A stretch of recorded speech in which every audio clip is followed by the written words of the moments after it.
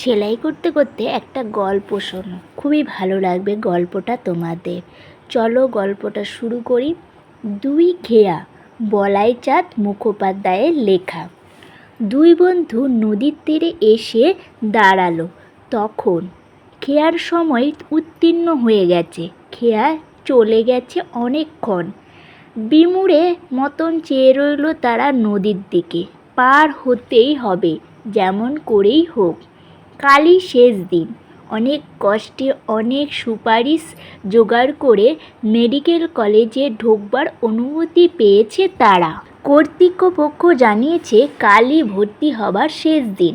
কাল যদি তারা পৌঁছতে না পারে তাদের জায়গায় অপর ছেলে নেওয়া হবে। উমেশ ও নবীন দুজনেরই বাড়ি পাড়াগাঁয়ে, রেললাইন থেকে বেশ দূরে। কয়েক কোষ হেঁটে নদী পার হয়ে তবে ট্রেনে চড়তে হয়। বাড়িতে টাকার জোগাড় করতে এসেছিল তারা। অতগুলো টাকা চট করে জোগাড় হয়ে ওঠেনি, দেরি হয়ে গেছে। উমেশ জিজ্ঞাসা করলে, সাঁতার জানিস? নবীন, না উমেশ, আমিও জানি না। মহা মুশকিল হলো তো। কিংকর্তব্যভীরু হয়ে দাঁড়িয়ে রইল দুজনে। কাল সকালের আগে খেয়ার নৌকা নেই। সেই নৌকা গেল, ট্রেন ধরা যাবে না।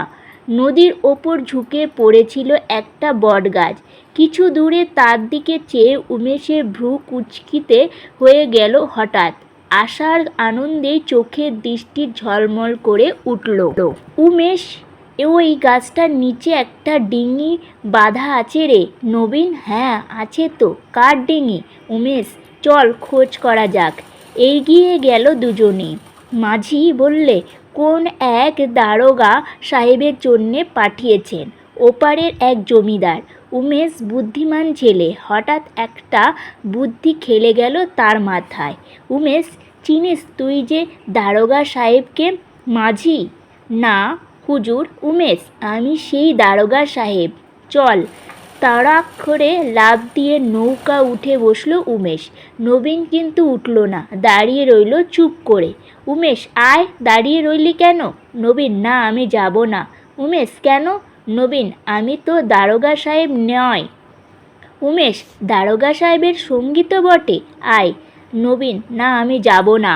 উমেশের ভয় হচ্ছিল, বেশি দেরি করলে আসল দারোগা না এসে পড়ে ভেস্তে যাবে তাহলে।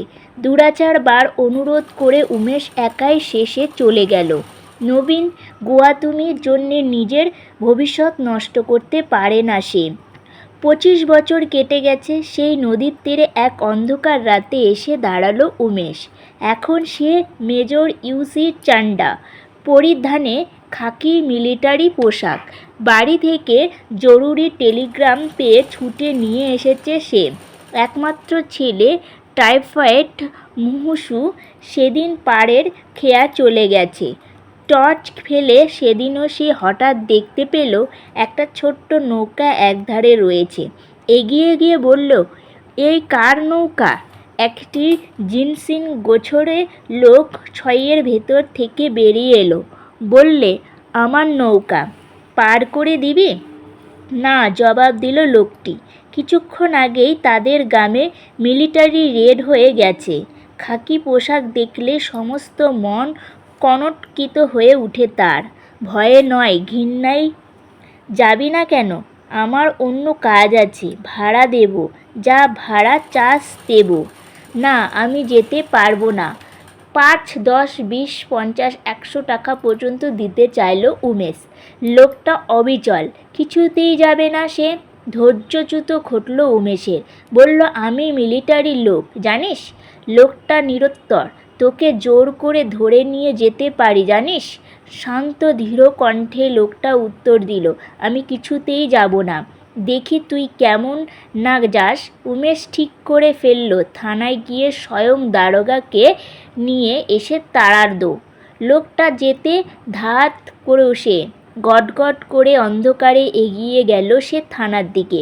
একটু পরেই অন্ধকার নদীর তীরে আর একজন এসে দাঁড়ালো।